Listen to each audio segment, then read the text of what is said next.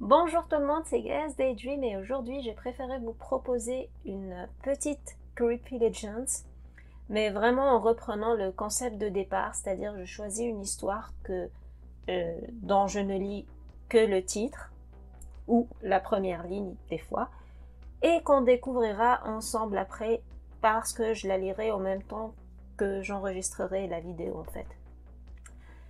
Et sincèrement, j'ai préféré faire ça que de vous proposer autre chose parce que, ben, vous le voyez, je suis un petit peu enrhumée. C'est pas la Covid, mais c'est un rhume. Et en plus, là, j'ai vraiment un examen super important à préparer. Du coup, voilà, j'ai pas le temps vraiment de faire beaucoup de recherches. Du coup, je joins un petit peu l'utile à l'agréable. Et ben, en trouvant une histoire qui, dans le titre, m'attire, au lieu de la lire sur le tas, ben, je la lis tout en enregistrant une vidéo. C'est un petit peu ça mon petit concept pour cette semaine. Je sais pas, peut-être la semaine d'après, on va lire ensemble des trucs. Enfin, c'est ça. Si j'ai pas vraiment le temps de préparer de nouveaux concepts, ben c'est sûr qu'on va lire soit des histoires vraies, soit des Creepy Legends, soit des trucs comme ça. Et je vais essayer de faire que l'histoire soit pour vous aussi attrayante et flippante que possible, quoi. C'est ça notre but. Puis vu que de toute façon, là, on est dans le mois sacré de la peur, ben, sincèrement, je pense que les histoires des dimanches prochains, ça va être vraiment axé sur le thème d'Halloween. Enfin, je vais essayer d'axer vraiment mes histoires sur ce thème, comme ça, ben, on serait servi en horreur, comme d'habitude. Sinon, pour la réponse de l'énigme de la semaine prochaine, si vous n'avez pas deviné, ben, c'est juste un squelette en fait. Ouais. Il avait des yeux avant, il avait un petit cerveau avec lequel réfléchir, mais maintenant il est blanc et vide, tout comme un petit squelette. Et avant de vous embarquer dans ma Creepy Legends, vérifiez que vous êtes bien abonné à la chaîne, c'est super important pour moi. Et puis sérieux, je suis hyper contente en ce moment, je vois vraiment beaucoup de nouveaux abonnés.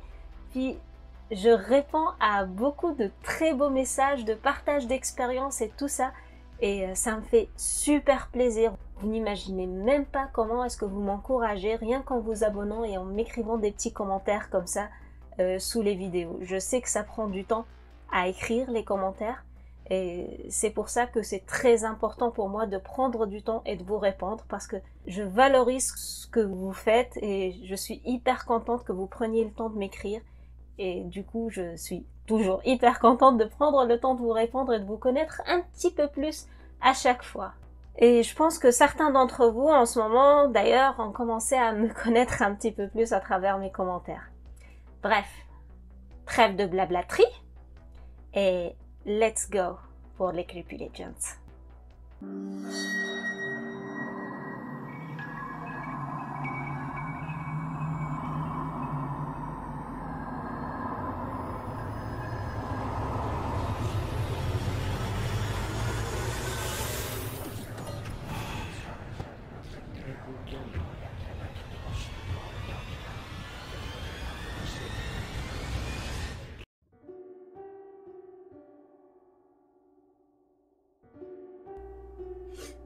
L'histoire d'aujourd'hui s'appelle les poupées japonaises. Donc là, on est sûr qu'on est sur une légende urbaine japonaise. Les amoureux du Japon, c'est par ici.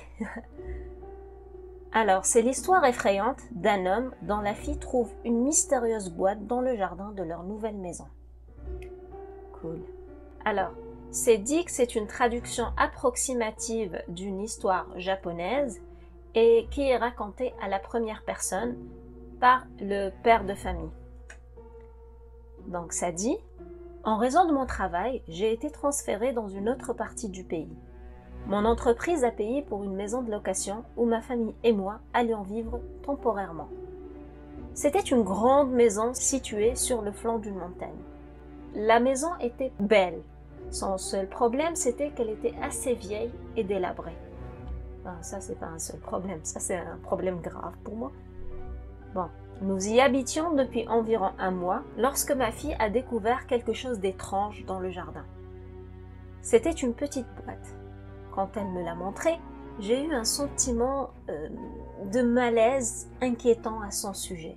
D'ailleurs, je lui ai immédiatement confisqué et je lui ai dit que j'allais m'en débarrasser. Si seulement je m'étais écoutée et que j'avais jeté cette misérable chose au moment où je l'ai dit, tout cela ne se serait jamais passé. Pour une raison que je ne peux pas expliquer, j'ai décidé de brûler la boîte. Et quelques jours plus tard, quelque chose de désastreux s'est produit. Un de mes amis proches a eu un accident de voiture.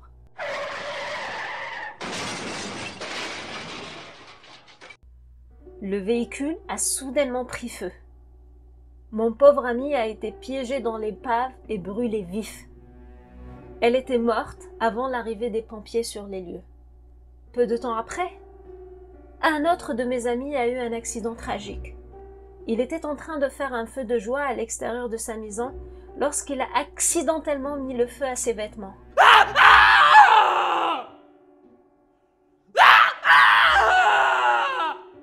Il a subi de graves brûlures sur le côté droit de son visage et son bras droit.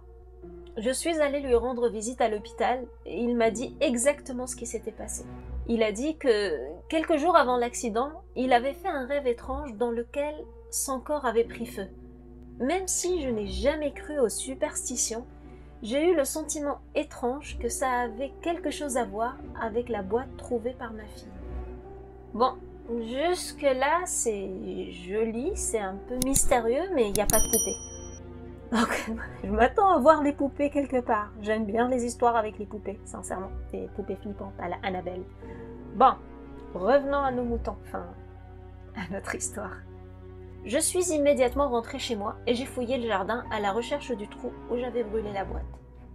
Je l'ai trouvé et quand je l'ai ramassé, une terrible sensation de froid a envahi tout mon corps. À l'intérieur de la boîte carbonisée, il y avait 3 poupées. Ah ben voilà, on est arrivé aux poupées. Si j'avais demandé autre chose, peut-être $1 million, je les aurais eues. Bon. 3 poupées japonaises traditionnelles portant des kimonos.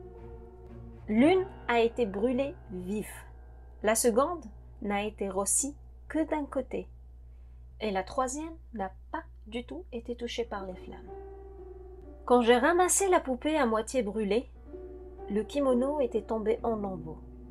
C'est à ce moment-là que j'ai pu voir le dos de la poupée. Et c'est avec horreur que j'ai distingué le nom de mon ami gravé sur le dos de celle-ci. Le nom de mon autre ami, qui est décédé, était gravé sur le dos de la poupée qui avait entièrement brûlé. La poupée qui n'a pas du tout été touchée par les flammes avait mon nom gravé sur son dos. Un frisson a parcouru la totalité de ma colonne vertébrale. Et je me suis demandé qui ferait une chose pareille. Qui a pu laisser les poupées dans mon jardin? Je n'ai pas d'ennemis pourtant. Il n'y avait aucune raison pour que qui que ce soit ait de la rancune contre moi. Je n'arrivais pas à comprendre. Alors, j'ai tout de suite emmené ma femme et ma fille et j'ai immédiatement quitté la maison. Nous ne pouvions pas simplement jeter les poupées. Alors, nous les avons laissées dans un temple bouddhiste. Et jusqu'à aujourd'hui, les paroles du moine bouddhiste qui a accepté de récupérer les poupées résonnent dans mon esprit. Il m'a dit « J'ai essayé d'effectuer une bénédiction sur ces poupées pour supprimer la malédiction. Mais il n'est pas possible de les bénir. La rancune qui est attachée à ces poupées n'est pas d'origine humaine. » Et la légende s'arrête ici. Je trouve ça plutôt creepy. On n'a pas vraiment de réponse, mais je m'attendais un petit peu à un truc comme ça, genre objet maudit ou hanté, puis j'étais servie. Mais pour être franche avec vous, genre la dernière phrase du moine, j'ai dû la répéter 2 fois en fait, parce que j'étais pas convaincue que c'était la fin de l'histoire. Parce que je m'attendais à une fin, puis j'ai l'impression justement on est resté un petit peu sur notre fin. C'est pas fini, on sait pas qui veut tant de mal à cette personne puis à cette famille. Ma petite théorie que je développe là actuellement sur le tas, je dirais que peut-être un de ses ancêtres en fait a fait un genre de pacte avec le diable où il a invoqué des démons ou des trucs du genre. Puis du coup, ben c'est ça, il s'est mis un esprit maléfique à dos. Et cet esprit-là l'a un petit peu comme maudit. Puis il a maudit en fait toutes les générations familiales. Et le mec a fait la grave erreur de brûler les poupées sans le savoir, au lieu de simplement les jeter. Puis du coup là, je comprends en fait pourquoi il a dit « j'aurais préféré les avoir jetées dès le départ ». Et je pense qu'il se sent coupable un peu beaucoup de ce qui est arrivé à ses potes. Sinon, j'attends dans les commentaires que vous me dites ce que vous en pensez. Quel est votre verdict final? Quelle est votre explication un petit peu de cette légende urbaine? Et j'espère que vous l'avez découvert avec moi, parce que moi, sincèrement, c'est la première fois que je la lis. Je ne connaissais pas cette légende avant, puis je suis vraiment contente de l'avoir choisie, de l'avoir laissée pour que je puisse la découvrir avec vous. J'espère que, du coup, vous l'avez découvert tout autant que moi. Et du coup, je vous apporte une nouvelle histoire horrifique à raconter à vos amis. Et que, bien sûr, elle vous a bien fait frissonner. C'est le but après toute cette vidéo, non? Sinon, avant de partir pour cette semaine, je vous ai choisi une énigme toute simple. L'énigme dit: quand vous en avez plus de moi, vous ne pouvez voir que moi. Qui suis-je? Elle, c'est un petit peu le simple et le tricky. Il faut y penser. Puis dites-moi dans les commentaires si vous avez trouvé la réponse. Bien sûr, la première personne qui me donnera la bonne réponse verra son commentaire épinglé. Sur ce, je vous dis à très bientôt pour de nouvelles histoires bien flippantes.